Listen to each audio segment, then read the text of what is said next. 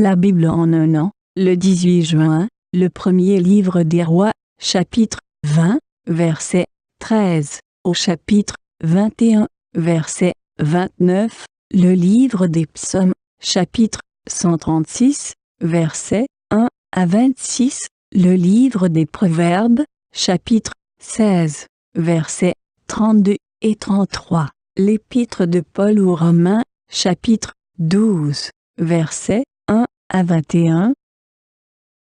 1 Roi, chapitre 20. Mais voici, un prophète s'approcha d'Akab, roi d'Israël, et il dit, « Ainsi parle l'Éternel. Vois-tu toute cette grande multitude?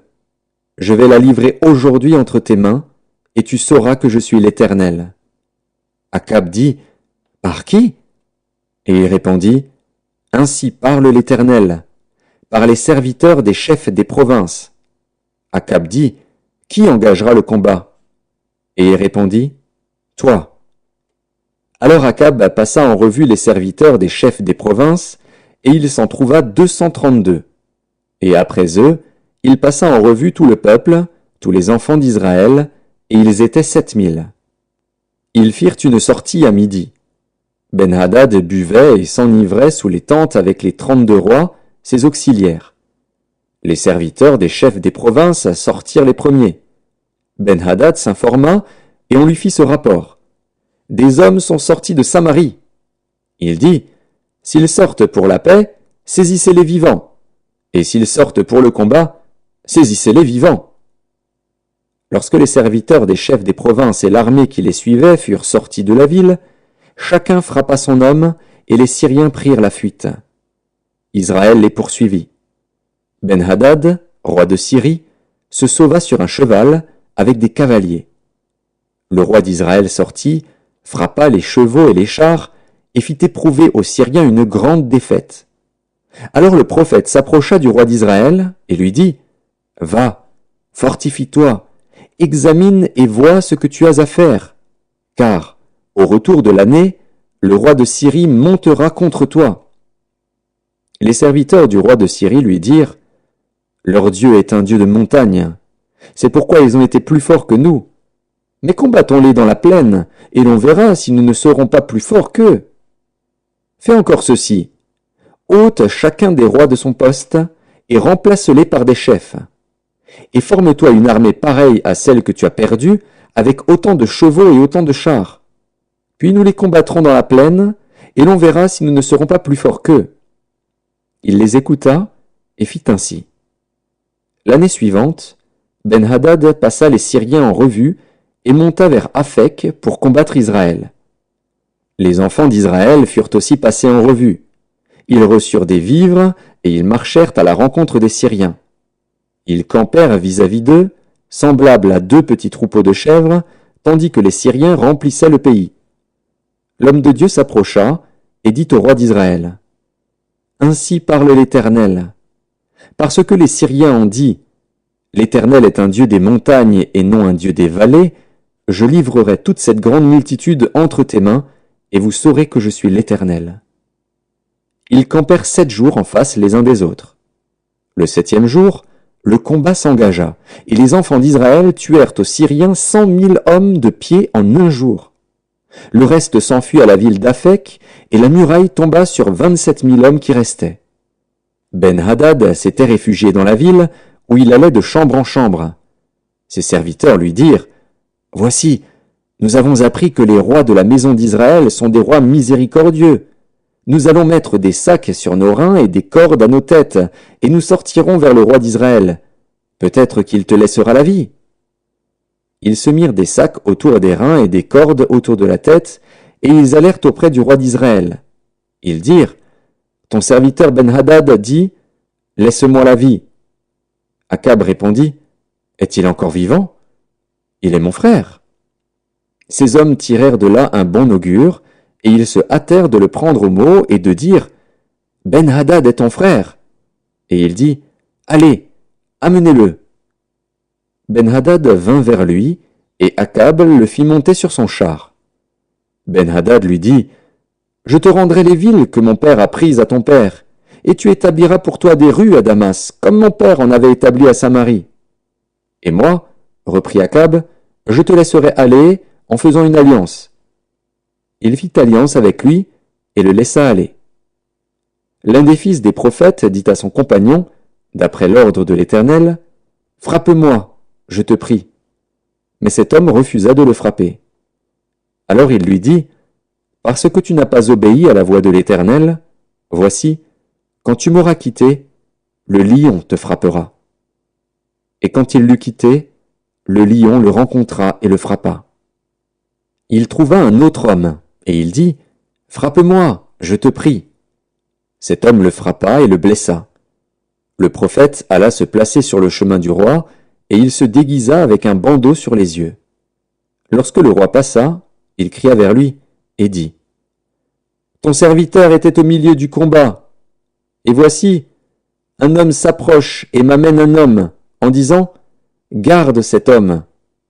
S'il vient à manquer, ta vie répondra de sa vie, ou tu payeras un talent d'argent. » Et pendant que ton serviteur agissait çà et là, l'homme a disparu. Le roi d'Israël lui dit, « C'est là ton jugement, tu l'as prononcé toi-même. » Aussitôt le prophète ôta le bandeau de dessus ses yeux, et le roi d'Israël le reconnut pour l'un des prophètes. Il dit alors au roi, « Ainsi parle l'Éternel. Parce que tu as laissé échapper de tes mains l'homme que j'avais dévoué par interdit, ta vie répondra de sa vie, et ton peuple de son peuple. » Le roi d'Israël s'en alla chez lui, triste et irrité, et il arriva à Samarie. 1 Roi, chapitre 21. Après ces choses, voici ce qui arriva. Naboth, de Jizréel, avait une vigne à Jizréel, à côté du palais d'Akab, roi de Samarie. Et Akab parla ainsi à Naboth. « Cède-moi ta vigne, pour que j'en fasse un jardin potager, car elle est tout près de ma maison. Je te donnerai à la place une vigne meilleure, ou, si cela te convient, je te payerai la valeur en argent. » Mais Naboth répondit à Akab, « Que l'Éternel me garde de te donner l'héritage de mes pères. » Akab rentra dans sa maison, triste et irrité, à cause de cette parole que lui avait dite Naboth de Jizréel. « Je ne te donnerai pas l'héritage de mes pères. » Et il se coucha sur son lit, détourna le visage, et ne mangea rien. Jézabel, sa femme, vint auprès de lui et lui dit, « Pourquoi as-tu l'esprit triste et ne manges-tu point ?» Il lui répondit, « J'ai parlé à Naboth de Jizréel, et je lui ai dit, « Cède-moi ta vigne pour de l'argent, ou si tu veux, je te donnerai une autre vigne à la place. » Mais il a dit, « Je ne te donnerai pas ma vigne. » Alors Jézabel, sa femme, lui dit, « Est-ce bien toi maintenant qui exerces la souveraineté sur Israël? Lève-toi, prends de la nourriture, et que ton cœur se réjouisse. Moi, je te donnerai la vigne de Naboth de Jizréel. » Et elle écrivit au nom d'Akab des lettres qu'elle scella du sceau d'Akab, et qu'elle envoya aux anciens et aux magistrats qui habitaient avec Naboth dans sa ville. Voici ce qu'elle écrivit dans ces lettres. Publiez un jeûne. Placez Naboth à la tête du peuple, et mettez en face de lui 2 méchants hommes qui déposeront ainsi contre lui. Tu as maudit Dieu et le roi. Puis menez-le dehors, lapidez-le, et qu'il meure. Les gens de la ville de Naboth, les anciens et les magistrats qui habitaient dans la ville, agirent comme Jézabel le leur avait fait dire, d'après ce qui était écrit dans les lettres qu'elle leur avait envoyées. Ils publièrent un jeûne, et ils placèrent Naboth à la tête du peuple. Les 2 méchants hommes vinrent se mettre en face de lui, et ces méchants hommes déposèrent ainsi devant le peuple contre Naboth. Naboth a maudit Dieu et le roi. Puis ils le menèrent hors de la ville, ils le lapidèrent, et il mourut. Et ils envoyèrent dire à Jézabel, Naboth a été lapidé, et il est mort. Lorsque Jézabel apprit que Naboth avait été lapidé et qu'il était mort, elle dit à Akab, Lève-toi, prends possession de la vigne de Naboth de Jizréel, qui a refusé de te la céder pour de l'argent, car Naboth n'est plus en vie, il est mort. Akab, entendant que Naboth était mort, se leva pour descendre à la vigne de Naboth de Jizréel, afin d'en prendre possession. Alors la parole de l'Éternel fut adressée à Élie, le Tishbite, en ces mots. Lève-toi, descends au-devant d'Akab, roi d'Israël, à Samarie. Le voilà dans la vigne de Naboth, où il est descendu pour en prendre possession. Tu lui diras, Ainsi parle l'Éternel. N'es-tu pas un assassin et un voleur? Et tu lui diras, Ainsi parle l'Éternel. Au lieu même où les chiens ont léché le sang de Naboth, les chiens lécheront aussi ton propre sang. Akab dit à Élie, M'as-tu trouvé, mon ennemi? Et il répondit, Je t'ai trouvé, parce que tu t'es vendu pour faire ce qui est mal aux yeux de l'Éternel. Voici, je vais faire venir le malheur sur toi. Je te balayerai, j'exterminerai quiconque appartient à Akab, celui qui est esclave et celui qui est libre en Israël, et je rendrai ta maison semblable à la maison de Jéroboam, fils de Nébat, et à la maison de Baécha, fils d'Akija, parce que tu m'as irrité et que tu as fait pécher Israël. L'Éternel parle aussi sur Jézabel, et il dit, Les chiens mangeront Jézabel près du rempart de Jizréel. Celui de la maison d'Akab qui mourra dans la ville sera mangé par les chiens, et celui qui mourra dans les champs sera mangé par les oiseaux du ciel. Il n'y a eu personne qui se soit vendu comme Akab pour faire ce qui est mal aux yeux de l'Éternel, et Jézabel, sa femme, l'y excitait. Il a agi de la manière la plus abominable, en allant après les idoles, comme le faisaient les Amoréens, que l'Éternel chassa devant les enfants d'Israël. Après avoir entendu les paroles d'Élie, Akab déchira ses vêtements, il mit un sac sur son corps, et il jeûna. Il couchait avec ce sac, et il marchait lentement. Et la parole de l'Éternel fut adressée à Élie, le Tishbite, en ces mots.